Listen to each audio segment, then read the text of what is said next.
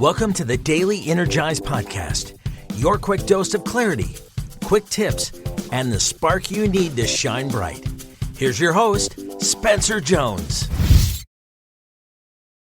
Hey Energizer, welcome to this episode of the Daily Energize, and I am super excited to have you here. Thank you for taking me along your journey. Now this episode is coming out on a Monday.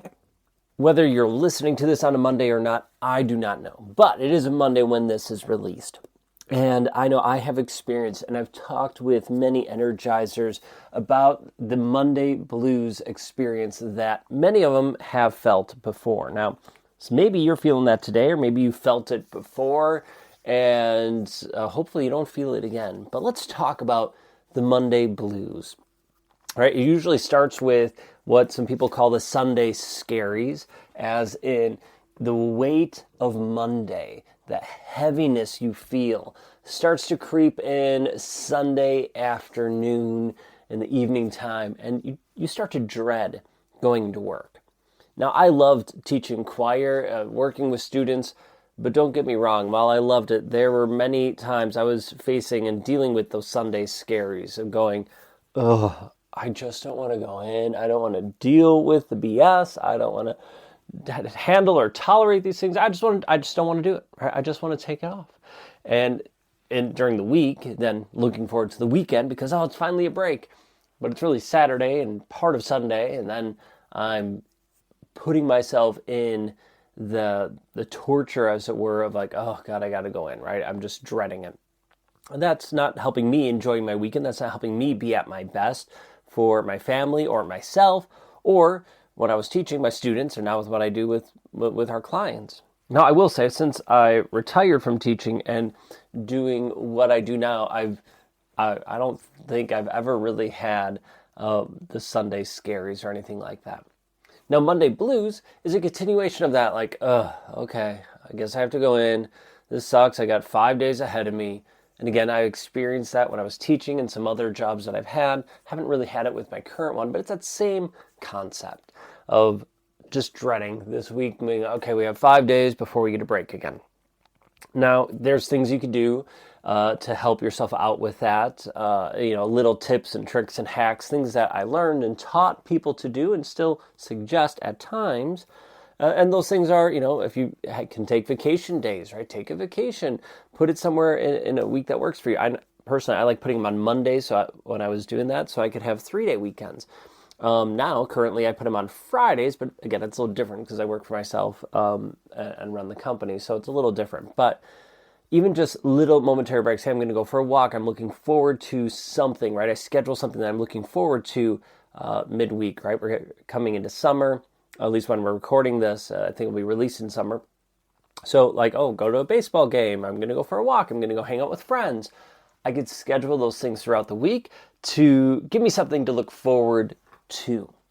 And those are all great strategies, and they can be helpful in many, many ways. But it's just a tip. It's a hack. It's something that helps kick the can down the road. How do we eliminate that altogether, so you don't need to kick the can down the road? Now, okay, I suppose you could quit or retire and start your own business or job. Sure, but that comes with a whole other mess and things that can happen, and the stress and all that. But what if you, I should say, changed your mindset to it, to work, to these scaries?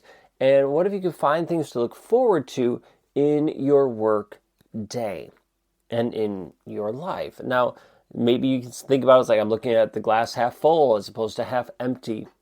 And I'm not just talking just pure optimism. While optimism is great, it's not just pure, I'm hoping it's going to be better.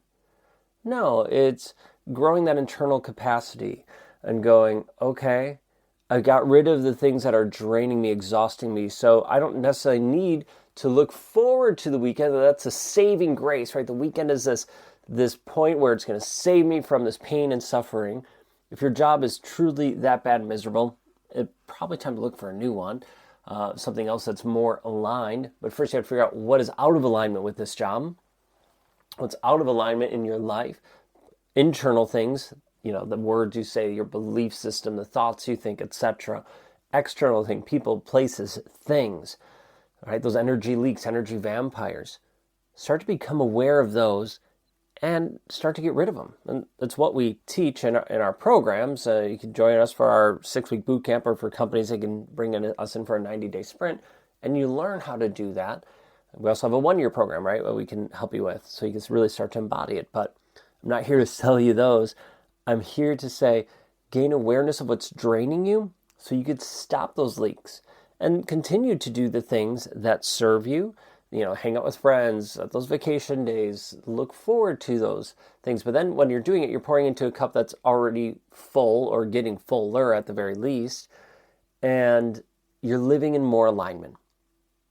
How can you live in more alignment? That's a question I invite you to think of every day this week. How can you live in more alignment? What's something that's out of alignment in your life, either a lot or a little?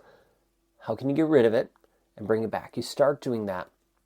You'll start, or you begin to notice that those Sunday scaries, the Monday blues, are less and less of an issue. I've seen it personally. I've seen it with our energizers, and I know it can work for you as well. So give it a shot. Let me know how it goes. Drop a comment or share your thoughts about it in the Energy Hub, our free Facebook community, because I would love to hear your thoughts. All right, that's all I got for today. Thank you so much for being you. Thank you so much for shining your incredible light with me and everyone else. And until next time, I will catch you later.